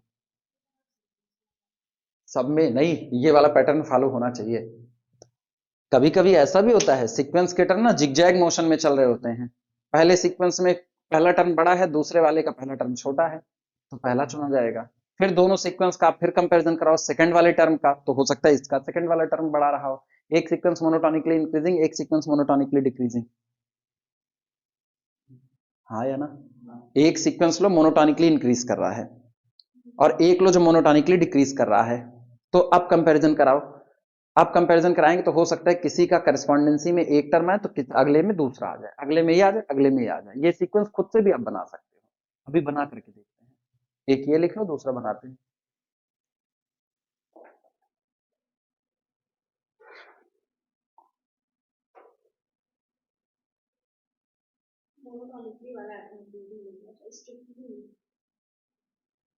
मोनोटोन नेचर में तो सारे आ जाएंगे ना, कोई भी रख लो। अच्छा एक सीक्वेंस हम बोल रहे हैं, ऐसे सोचते हो, एक सीक्वेंस है 1 - 1, 1/2 - 1/2, 1/3 - 1/3, 1/4 - 1/4, 1/6, 1/5 - 1/5, कन्वर्जेंट और डाइवर्जेंट कहां पर, 0 पर। हाँ ये कन्वर्जेंट है, और अगर ये कन्वर्जेंट है तो सोचो इसका कंपैरिजन किसी के साथ कराओ तो करस्पॉन्डेंसी डिस्टर्ब हो रही है कि नहीं भाई, एक पॉजिटिव एक नेगेटिव, और दूसरी तरफ कन्वर्जेंट सीक्वेंस का हर टर्म पॉजिटिव, तो जंप करके लोगे कि नहीं लोगे, अभी यही एग्जांपल उठा ले रहे हैं। ये तो हम पॉजिटिव टर्म का सीक्वेंस लिए इसलिए हम ऐसे में आ गए हैं, बाकी कोई वो थोड़ी है। हाँ इसी में है, आगे चल करके बिना सब सीक्वेंस के सीक्वेंस कहाँ कंप्लीट होगा। सारे सब सीक्वेंस कन्वर्जेंट हैं, आएगी। पता नहीं बीएससी में करवाएं कि नहीं करवाएं, अब नहीं, अब हम नहीं कहेंगे हम कुछ करवाए हैं, हमको याद ही नहीं है कुछ, हम सब भूल गए हम क्या क्या करवाए थे। सब सीक्वेंस नहीं पढ़ाए थे ना, चलो कुछ तो हुआ जो हम नहीं पढ़ाए थे। यही दिक्कत मेरे को अलजेब्रा में होती है और लीनियर अलजेब्रा में होती है, जो पढ़ाओ ये होता है पढ़ाए तो है। अब या तो बीएससी पढ़ाना छोड़ दे, और या तो इतना हल्का पढ़ाएं, इतना हल्का पढ़ाएं कि लड़के सोचें कि क्या ही पढ़ा रहे हैं।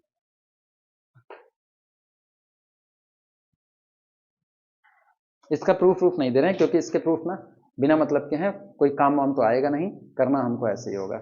वो एक बात है जो हम बताए हुए थे, मैक्सिमम आप चुनोगे कैसे, जहां जरूरत पड़ेगी हम उसको लिखा भी देंगे अलग से ना। अच्छा इसी को मिटाएं,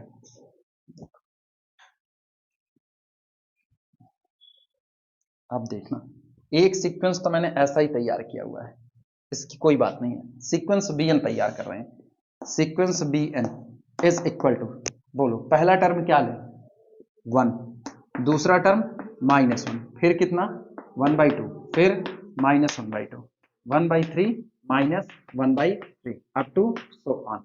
ये कन्वर्स किस पर कर रहा है? 0 पर। हाँ या ना? कोई फर्क नहीं पड़ता यार, लिमिट मैक्सिमम मिनिमम दोनों बराबर हो गया है, क्या ही जा रहा है। तो अब एक और सीक्वेंस बनाओ, सीक्वेंस UN। आओ करस्पॉन्डेंसी देखो क्या बनेगा, बराबर है तो 1 चुन लो, ये मैक्सिमा से बन रहा है 1/2, ठीक। अगले में 1/2, अगले में, अगले में ये 1/5 और ये 1/3, तो बड़ा कौन है? 1/3, तो 1/3। अच्छा, इसके बाद अगला वाला यहां होगा 1/6, यहां -1/3, तो 1/6। इसके बाद फिर अगला 1/7, तो यहां 1/4, 1/4 अप टू सो ऑन। इस सीक्वेंस का हाल बोलो, कन्वर्जेंट और डाइवर्जेंट? 0 पे ही कन्वर्स करेगा भाई, कुछ भी हो टर्म आगे जिगजैग हो रहे हैं, कोई बढ़ रहा है कोई घट रहा है, कोई बढ़ रहा है कोई, जैसे 1/4 1/3 में बड़ा कौन? 1/3 बड़ा, 1/4 छोटा, और 1/2 1/4 में कौन बड़ा कौन छोटा? अब सोचो, ये बड़ा ये छोटा फिर बड़ा, मोनोटोन नेचर में तो नहीं आ रहा है ना। ऊपर वाला मोनोटॉनिक था डिक्रीज में, नीचे वाला मोनोटोन नेचर में नहीं था, ये मोनोटोन नेचर में नहीं आया। लेकिन कोई मोनोटॉनिक नेचर में है तो कन्वर्जेंट होगा, इसकी गारंटी नहीं है। कोई मोनोटॉनिक नेचर में नहीं है तो कन्वर्जेंट नहीं होगा, इसकी भी गारंटी नहीं है।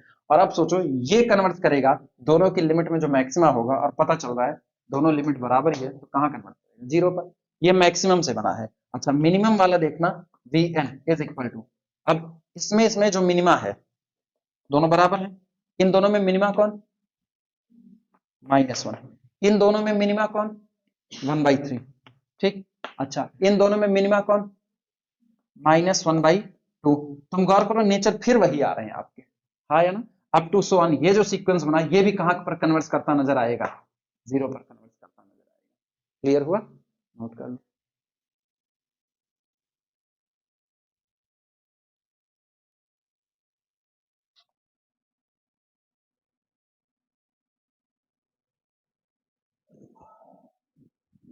Plus A2 plus up to so on plus AN upon N is equal to, चलो भैया देखो कितना होगा।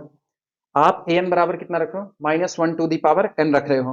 तो जब -1 टू दी पावर n रख रहे हो तो सोचो n को इवन रखो।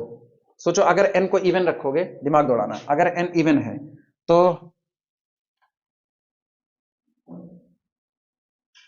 -1 टू दी पावर n, पहला वाला क्या भरा जाएगा? -1, ठीक। दूसरा वाला +1, फिर कितना? -1, फिर कितना? +1 अप टू सो ऑन, चलता जाएगा। और हम कह रहे हैं अगर ये इवन है, अगर ये इवन है टोटल नंबर, क्योंकि हम n को किसको बोल रहे हैं? अरे हाँ, n को ही इवन बोलना है। अगर ये टोटल इवन, तो लास्ट वाला कौन होगा? +1। पेयरिंग हो जाएगी कि नहीं? +1 और डिवाइडेड बाई कितना? n इज इक्वल टू 0, जब n is equal to, clear हुआ? और सोचो अगर ये ऑड हो जाए, तो जैसे हम कहते हैं n is equal to odd, अगर ऑड हो जाए तो गौर करो, अब आपकी शुरुआत कहां से होगी? +1 से। A1 कितना होगा? A1 में n बराबर ऑड भर रहे हैं, -1 से ही शुरुआत होगी। यार इवन होने पर +1 से शुरुआत होनी चाहिए थी। अरे n को इवन ले रहे हैं तो A1, हाँ, हम गलत कर रहे हैं, सही बात, सही। हाँ, तो ये अपना कितना होगा? -1, फिर कितना? +1, फिर कितना? -1, चलते चलते इस बार लास्ट टर्म मेरा कितना आएगा? -1 और डिवाइडेड बाई कितना? n।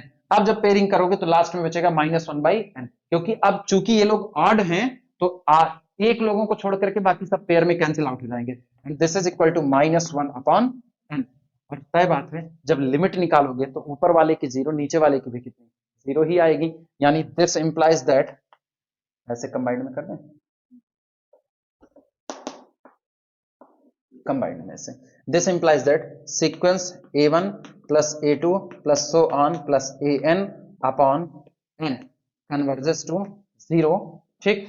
But sequence -1 to the power n, ठीक, that is equal to sequence AN is auxiliary।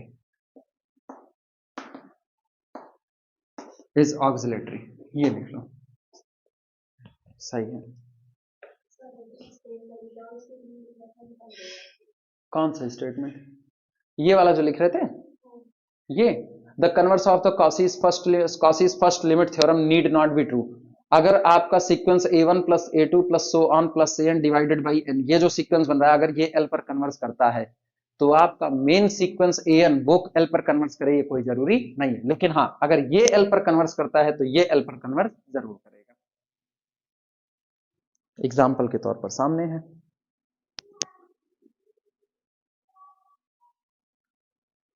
अच्छा, यही बात होती है ना, सेकंड लिमिट थ्योरम में भी यही बात होती है कि वो भी, उसका भी कन्वर्स सही नहीं होता है।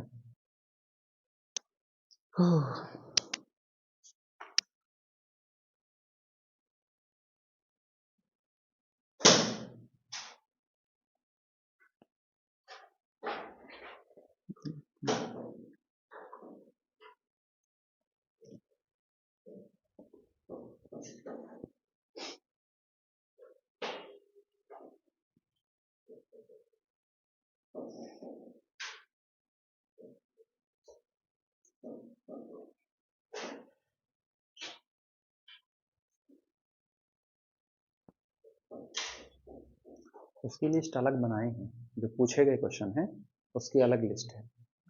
हाँ, नहीं तो क्या, कल दिन भर और क्या किए हैं? नहीं, अभी इतना नहीं बना पाए हैं यार। नहीं, 5 से नहीं यार। अरे अब बुकलेट में कहाँ से था यार, देखो भूल गए।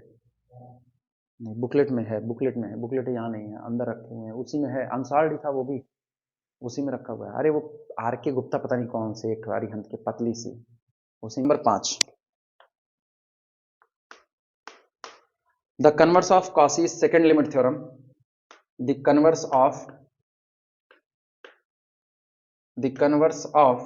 Cauchy's second limit theorem, Cauchy's second limit theorem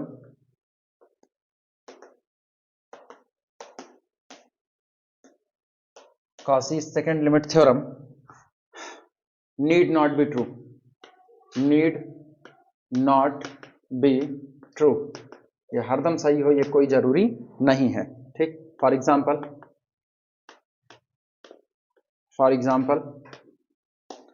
take an is equal to, take sequence an is equal to sequence 2 to the power minus n plus minus 1 to the power n, ये लो।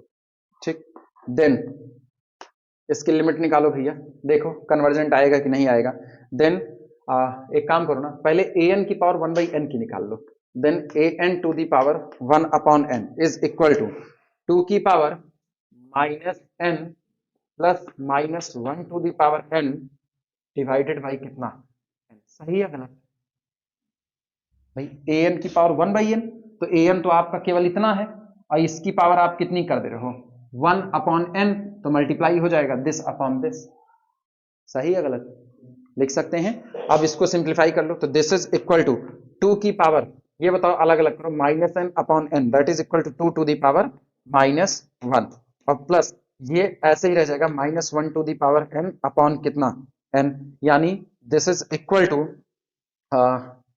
2 की power minus 1 इंटू 2 की power minus 1 to the power n upon n। चल भैया, limit apply करके बताओ कितना जाएगा।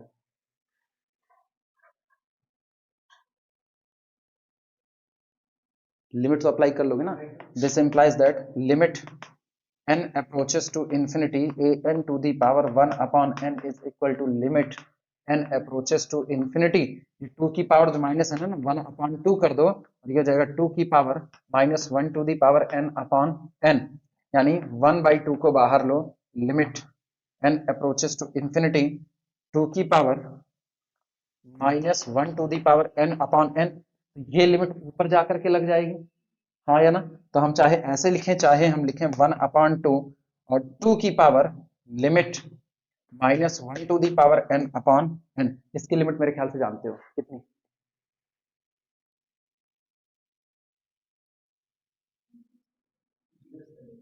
पक्का? 2 की power 0, 1 upon 2, convergent, n approaches to infinity है, नोट कर लो।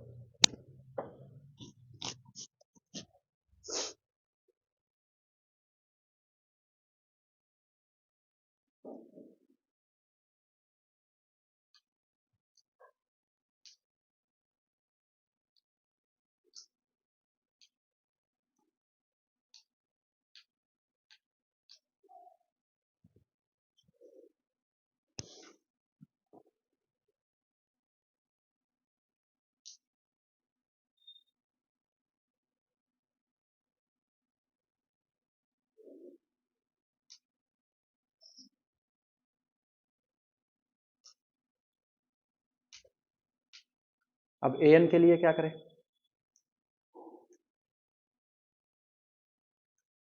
an के लिए क्या करें? लिमिट ऑफ an,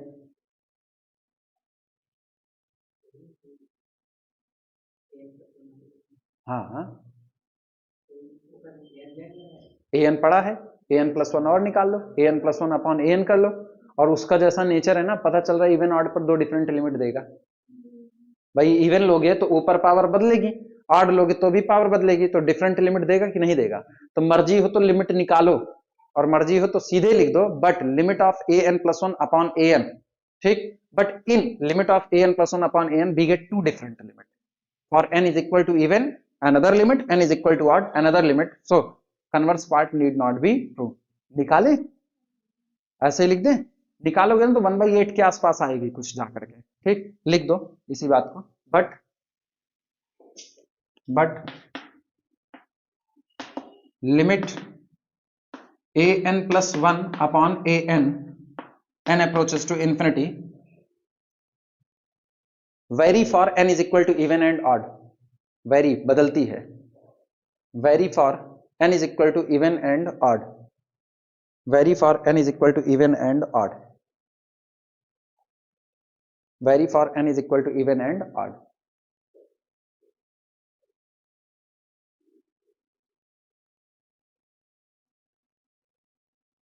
ये इवन लेने पर 1/8 और ऑड लेने पर कोई एक इंटीजर आएगा, कन्फर्मली इंटीजर आएगा ना, तो यही दो अलग अलग लिमिट आएंगे, इसलिए limit of n does not exist, ठीक। So converse part need not be true, लिख देना, so converse part need not be true, फालतू वाले में काहे के लिए दौड़ा जाए बिना मतलब, so converse part need not be true, इसलिए कन्वर्स सही हो ये कोई जरूरी नहीं है।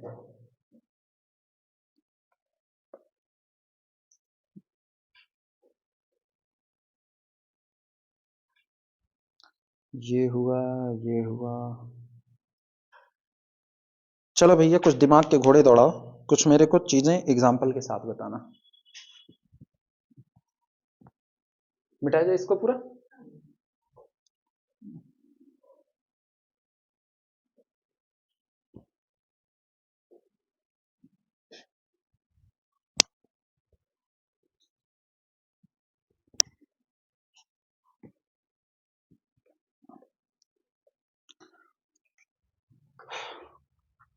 Problem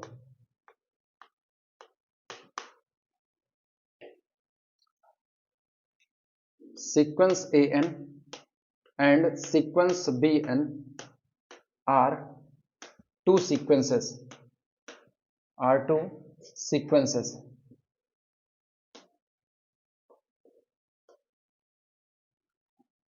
sequence an and sequence bn are two sequences, ठीक। give example such that, पहला आप ऐसा एग्जाम्पल दीजिए, अब फटाफट बताते जाना, वहीं बगल में लिखते जाएंगे। एग्जाम्पल ऐसा चाहिए कि sequence a n diverges to plus infinity, sequence B n diverges to minus infinity, ठीक, बट लेकिन sequence a n plus b n is convergent, बोलो। sequence n approaches to plus infinity, sequence minus n approaches to minus infinity, but sequence a n plus b n that is equal to sequence 0 approaches to 0. Converse part need not be true. याद आया, पहले ही हो चुका है ये. इसके बाद फिर दूसरा sequence a n approaches to plus infinity, sequence B n approaches to minus infinity, but लेकिन sequence a n plus b n ठीक डाइवर्जेस टू माइनस इंफिनिटी, ऐसा चाहिए. पहला इंफिनिटी पर, दूसरा माइनस इंफिनिटी पर, दोनों का सम माइनस इंफिनिटी पर. खुद से चुनो, आसान है.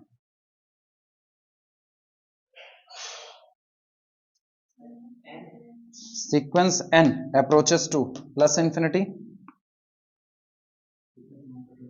Minus two n approaches to minus infinity, और दोनों का sum sequence a n plus b n is equal to sequence, दोनों का सम करोगे तो minus n approaches to minus infinity.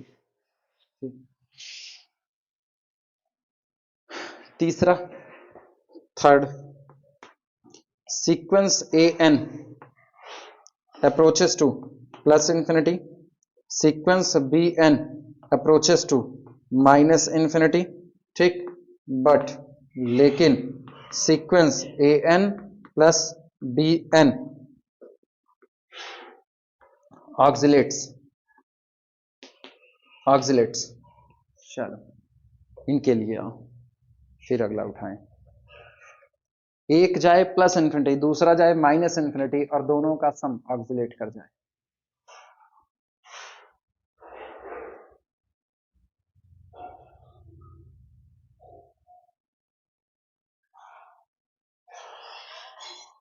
थोड़ा सा दिमाग लो, बहुत नजदीक का है. प्रोडक्ट नहीं, सम ऑक्सिलेट कराना है. अगला वाला कौन सा है? अगले में फिर वही नहीं चलाएंगे.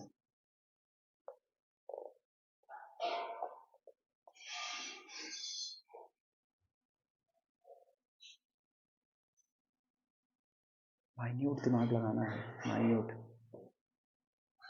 हिंट दे, ऐसा सीक्वेंस बनाओ, एक टर्म पॉजिटिव एक नेगेटिव, फिर अगला पॉजिटिव फिर अगला नेगेटिव, अगला पॉजिटिव अगला नेगेटिव, और ऐसे एक पॉजिटिव में फैल रहा हो एक नेगेटिव में फैल रहा हो.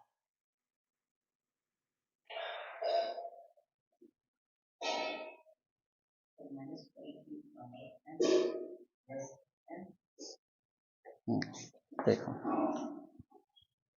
सीक्वेंस ए एन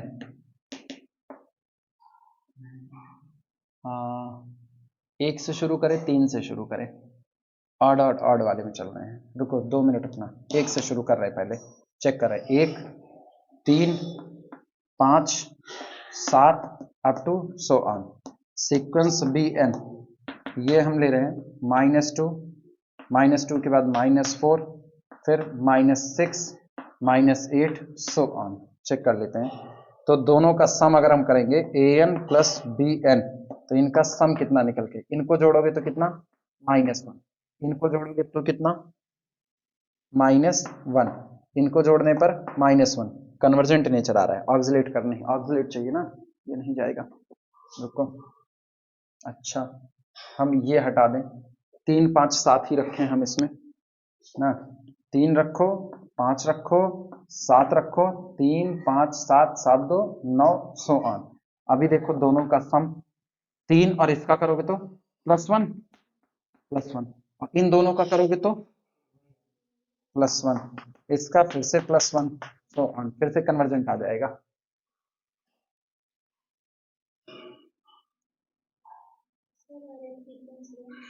हाँ, एक मिनट.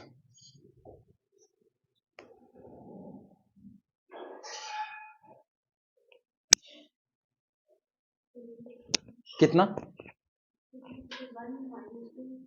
सीक्वेंस ले रहे हैं? 1 -2 3 -4 5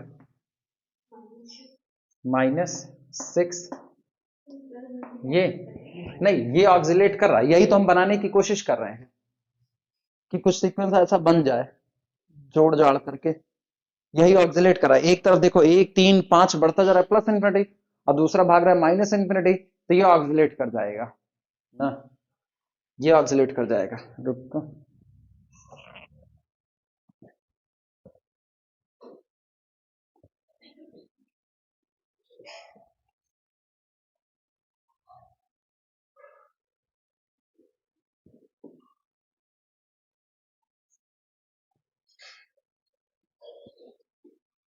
वो वाला जो सोचे थे 1 3 5 अप टू सो ऑन, और दूसरा हम नेगेटिव सोच रहे थे ना, -2 -4 -6 अप टू सो ऑन।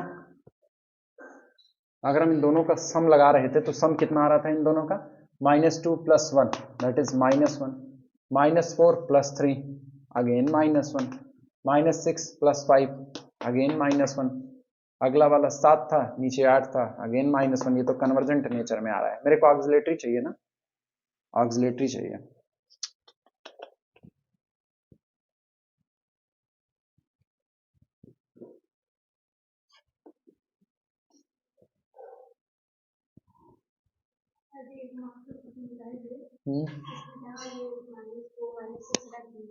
हाँ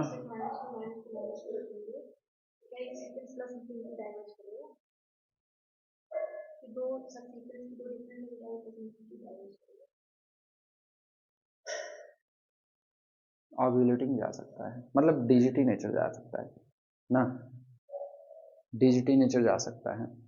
वो कुछ ना एक ही पैटर्न है इसका तैयार करने का। पैटर्न इसका यही है ना, आप ऊपर नीचे दो ऐसे सीक्वेंस बनाओ ना, एक टर्म करो तो एक टर्म आपका ऐसा आए कि वो पॉजिटिव आए, दूसरा वाला नेगेटिव आ जाए, और पॉजिटिव वाले बढ़ रहे हो, नेगेटिव वाले घट रहे हो, तो एक प्लस इन्फिनिटी भाग रहा होगा, एक माइनस इन्फिनिटी।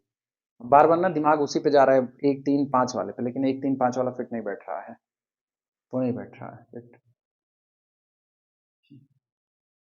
2 मिनट इनको रोको, तैयार किया जाए ऐसे 2 3 तैयार करें, फिर इसका कुछ ना कुछ ना सिंगल में आ जाए तो यही वाला लिख लो, ये सबसे आसान है।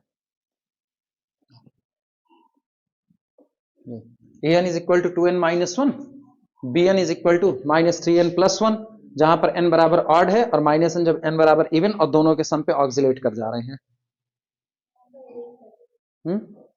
कौन सा पहले वाला जो था, उसमें कुछ इधर गलत था, कुछ उधर गलत था, वही ऊपर वाला खाली सही था ना, वो अलग, ये नया है, ये नया है ना, ये इतने से अलग से। हाँ, ये फार्मूले में बंधा हुआ है स्टेप में। अभी भी दिमाग जा रहा है ना, कोई सिंगल वाला हो जाए करस्पॉन्डेंसी में ना, लालच बड़ी बड़ा है, लेकिन फिर भी तलाश वैसी ही रहती है।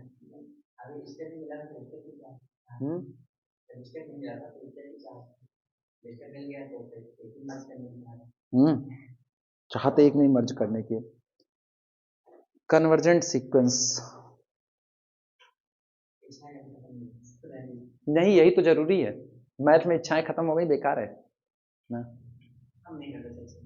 कौन सा, नहीं मेरी बड़ी फेवरेट।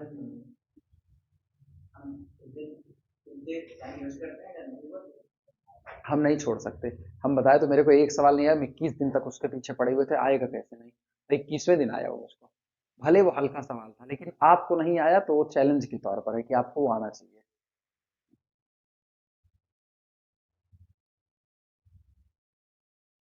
जबकि आमतौर पे ना, जिससे भी कहोगे वो इसकी इसी बात को कहता है कि अगर आपको कोई सवाल एक बार नहीं आया, 2 बार नहीं आया ना, छोड़ो, फिर छोड़ दो, उस पर टाइम ज्यादा खोटा ना करो। हम 21 दिन टाइम खोटा किए।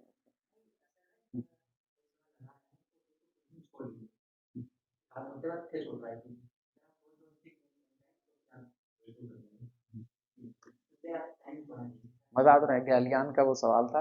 2 सवाल मेरे को अभी भी याद है, एक वो जिसपे मैंने 21 दिन दिए थे पूरे, तब आया वो जा करके, और दूसरा जिसपे मैंने अपने 51 पन्ने खर्च किए थे, न्योता दोनों में था, 21 और 51। प्रकार बन गया वो, कहीं फार्मूला बेस। अब सोचो स्टेप में ही है, बस खाली ऐसा सोचना पड़ रहा है ना। an इज इक्वल टू एक बार 2n, एक बार 4n, फिर bn इज इक्वल टू एक बार -3n, इनको जोड़ करके और इनको -3n, ये सेम टू सेम है, तो bn तो मेरा -3n ही रहेगा, उस पर तो बवाल ही नहीं है। कैसे लिखोगे, ऐसे ही लिखोगे, ऐसे ही लिखोगे, तो इसको कर दे ऑड प्लेसेस के लिए, इसको कर दे इवन प्लेसेस के लिए ना, यहां ऐसे कर दे, n is equal to odd, और इनको कर देते हैं n is equal to even, और ये for all n, for all n, for all n, ये ऐसा रहा। तो मेरा सीक्वेंस an वो स्टेप में बना हुआ है, ठीक। यहां पर अब शॉर्ट में लिख दें, दैट इज, अर्थात सीक्वेंस an, ठीक, such that an is equal to 2n for n is equal to odd, और 4n for n is equal to even ऐसा। और sequence bn is equal to nothing, it is sequence minus 3n। तो तय बात है, ऊपर वाला sequence plus infinity, नीचे वाला minus infinity, this diverges to plus infinity, this diverges to minus infinity, लेकिन दोनों का सम पता चल रहा है कि इनका सम कन्वर्जेंट है। फाइनली फुर्सत में भी अब तो कई बना सकते हैं, एक बन गए ना, अब कई बन जाएंगे।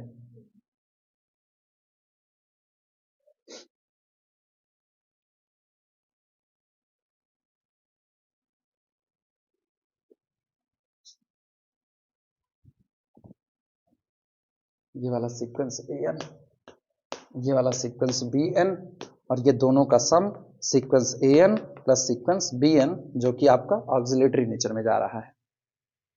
चलो भैया, अब ऐसे वाले सवाल जरूर उठा लेते हैं फिर। Problem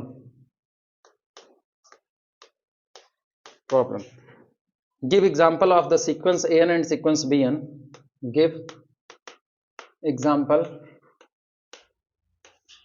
example of sequence an and sequence bn such that, जो इस तरीके से हो कि पहला an convert diverges to plus infinity, ठीक, bn sequence bn cgt, but लेकिन sequence an into bn diverges to plus infinity.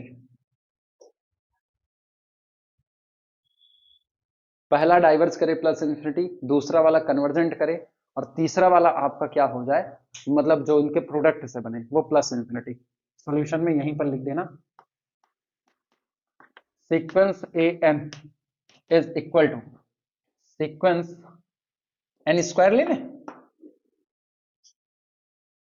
n square, और sequence bn is equal to sequence 1/n ले लो। नहीं, दोनों का प्रोडक्ट करो, तो ये क्या गया प्लस इंफिनिटी, ये वाला कहां गया जीरो पर, और this implies that sequence an into bn is equal to sequence n square into 1/n, है ना। और ये कहां पर जाएगा, this is equal to sequence n diverges to plus infinity. सही है, नोट कर लो।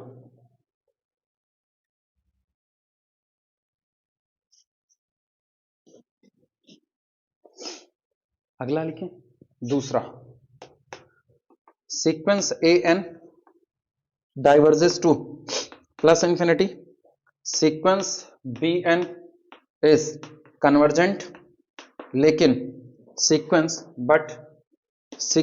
an into sequence bn convergent. अब बोल भैया, बोलो बोलो बोलो बोलो, sequence an is equal to sequence n diverges to plus infinity, sequence bn is equal to 1/n converges to zero, ठीक है। तो इसका अच्छा constant sequence, sequence an into bn is equal to sequence n into 1/n, that is equal to constant sequence 1 converges to 1। Last और कर लो, बस काम खत्म आज का।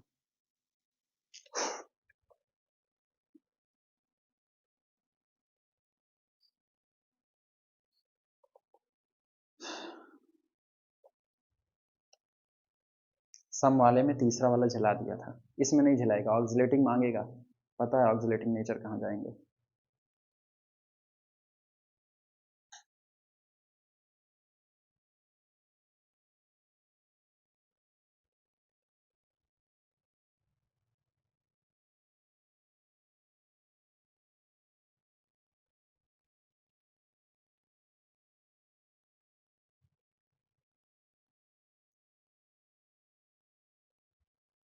थर्ड लिखें,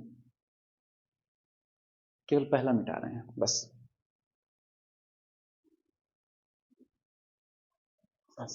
तीसरे में आना,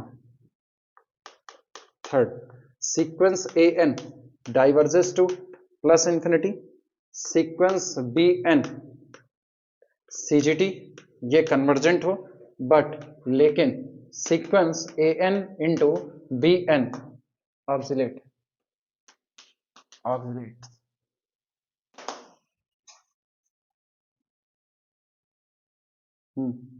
बोल सकते हो।